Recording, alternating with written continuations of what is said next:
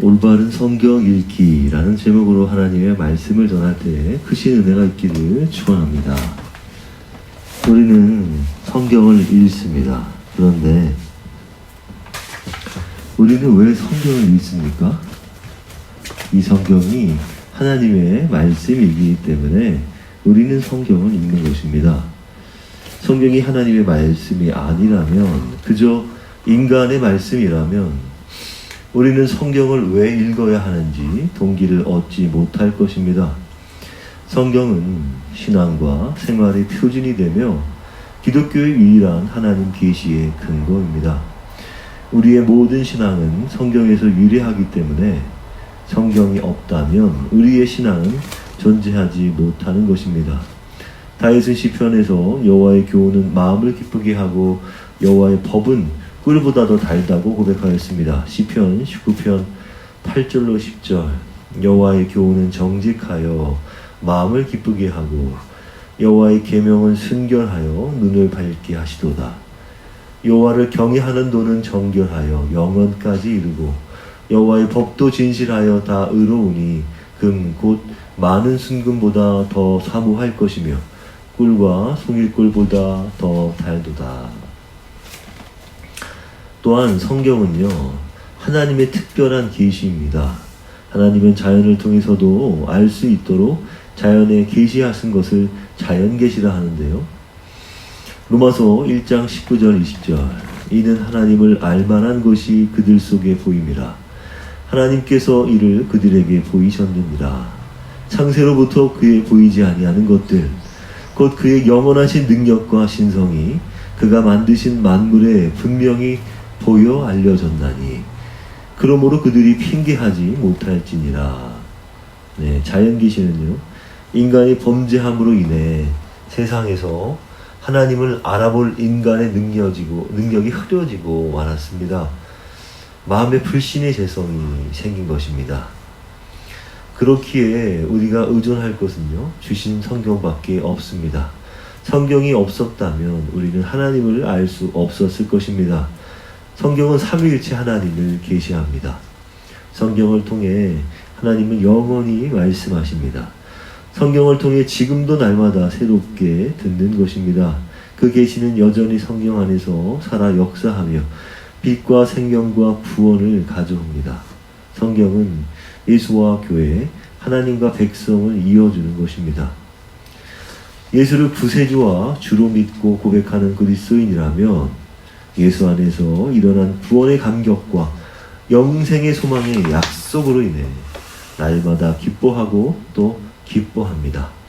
그렇게 성경을 통해 알게 된 예수 그리스도와 하나님의 구원사를 기록한 성경을 읽고 싶어 합니다. 그렇지 않고 성경을 읽고 싶지 않더라도 그리스도인이라면 마땅히 성경을 날마다 읽어야 합니다. 그것이 그리스도인의 의무요 특권입니다. 16세기 종교개혁이 일어나기 전에는 성경을 읽고 싶다고 해서 누구나 성경을 소지할 수 있는 게 아니었습니다. 당시 성경은 카톨릭 사제와 주교만의 책이었습니다. 물론 그것도 초기 수도자들은 성경을 개인적으로 소지하지는 못했습니다.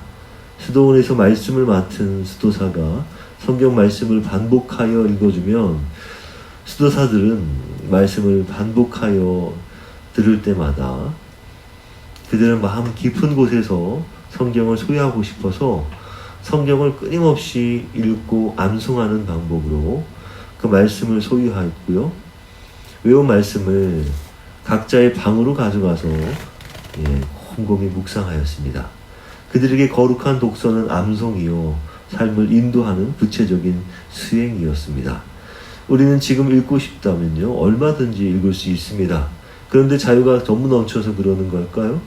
안타깝게도 현대 그리스도인은 성경을 아예 안 읽습니다.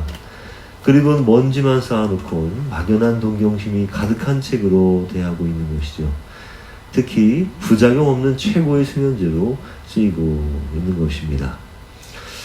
그런데 우리가 성경을 읽으려면 성경을 어떻게 읽어야 합니까? 성경을 읽으려면 그냥 무턱대고 읽어서는 안 될 것입니다.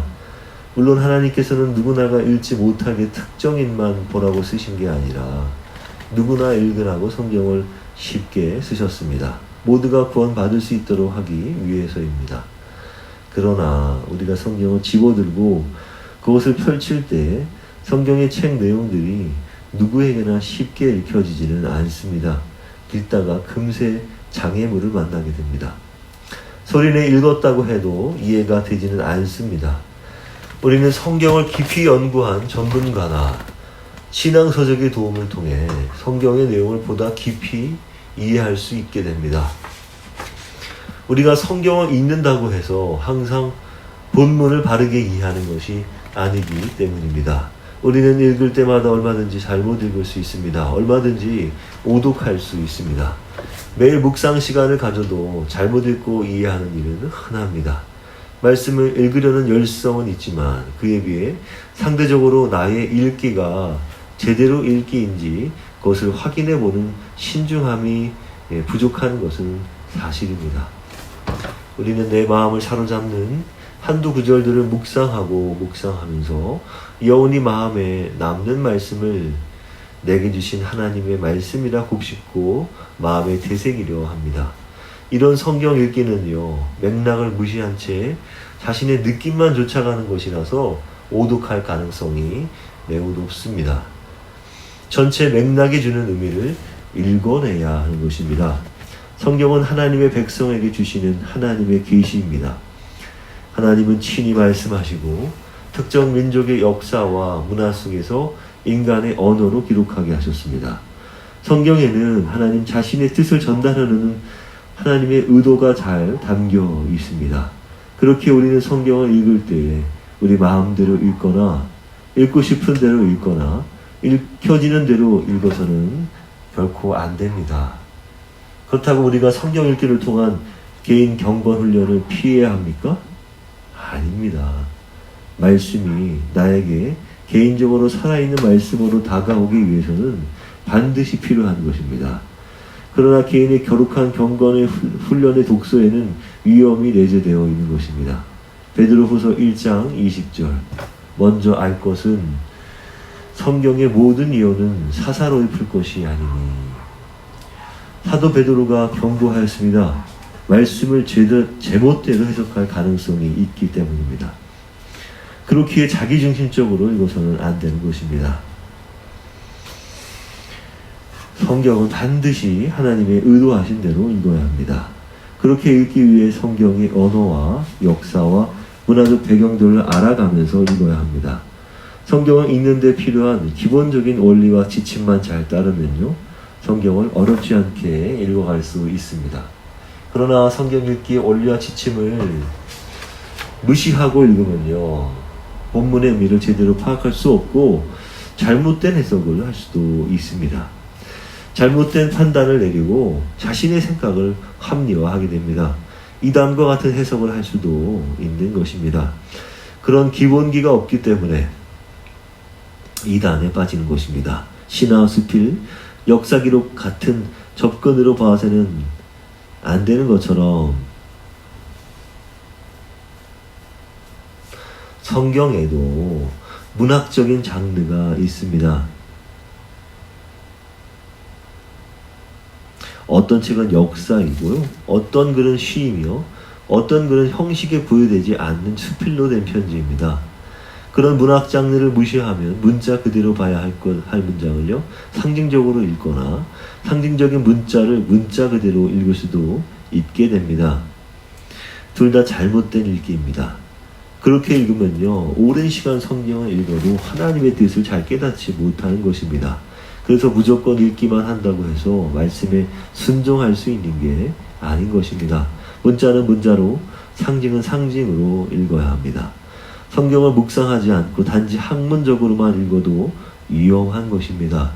바른 읽기만이 바른 경건, 바른 성숙과 성화가 일어나게 되는 것입니다. 책이란 독자의 기쁨과 위안만을 주기 위한 것이 아니라 각성과 변화를 위한 것입니다. 책은 독자를 깨우치고 독자의 가치관을 뒤흔들어야 하는 것입니다.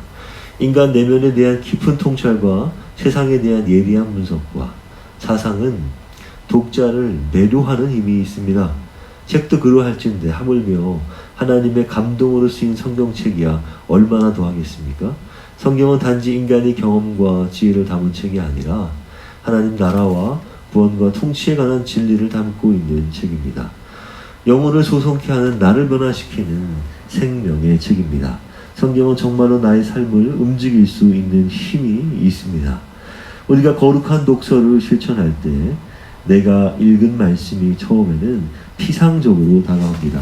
그 말씀이 말씀하는 바가 충분히 다가오지 않고 피상적인 수준으로 말씀을 대하게 됩니다. 하지만 두 번째, 세 번째 말씀을 읽고요. 또 그 말씀을 다시 읽게 될 때 우리는 마치 어떤 사람과 인간관계를 시작할 때처럼 읽으면 읽을수록 조금씩 말씀이 내게 점점 다가오는 것을 느끼게 됩니다.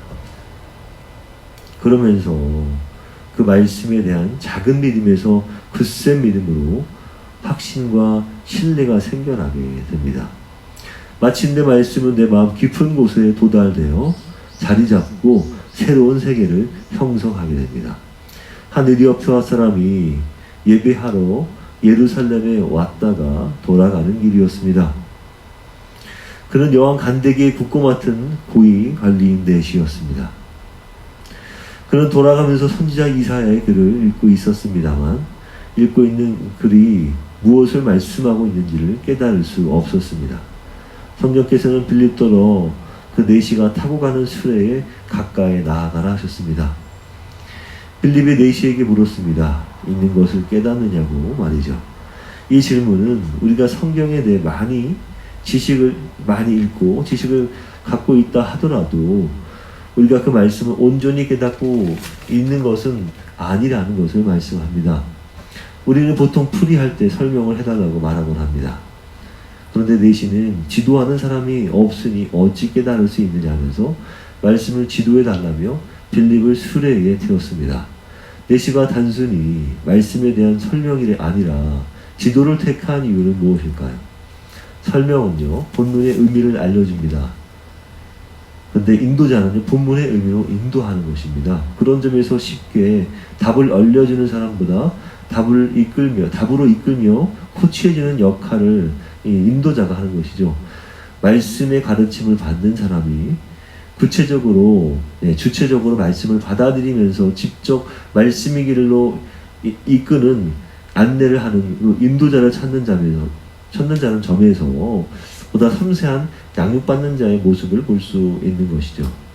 사실 우리 현대인은요, 자기 자신에 대한 확신으로 인해서 늘 자만심에 차 있는 사람들입니다. 그것이 오늘날 현대인들이 기꺼이 자신을 성경 앞에 굴복시키지 못하는 이유입니다. 왜냐하면 자신을 그 가르침에 기쁘게 복종시키는 사람은 우리 주위에서 눈 씻고 찾아볼 수가 없기 때문입니다. 그렇기에 우리는 성경책 앞에서 자신을 부인해야 합니다. 자기 부정이 없이는요, 성경은 은혜의 책이 아닙니다. 자기 부정이 없이는 결코 우리는 한 발짝도 나아갈 수 없는 것입니다. 경건의 훈련 시간, 거룩한 독서에 참여하기 위해서는 무엇보다도 반드시 자신의 성경 앞에 낮추어야 하는 것입니다. 성경이 내 생명의 양식이라 대하지 않는다면 어떠한 말씀도 나의 영적 양식이 될 수 없는 것이죠. 성경은 전인적으로 읽어야 하는 것입니다. 전인격적으로 읽어야 하는 것입니다. 지식이나 정보를 얻기 위해서 읽는 것이 아니라 말씀을 통해서 하나님을 만나기 위해 읽는 것입니다. 우리가 진심으로 또 전심으로 진지하게 말씀 앞에 겸허히 한자 읽고 또 읽고 곱씹고 음미해가면서 경청하며 아주 깊이 그 말씀에 잠길 때 놀라운 성령 하나님의 임재를 맛보게 될 것입니다. 그렇게 하여 새로운 삶을 추구하는 저와 여러분, 이 하나 된 교회 되시길 축복합니다. 기도하겠습니다.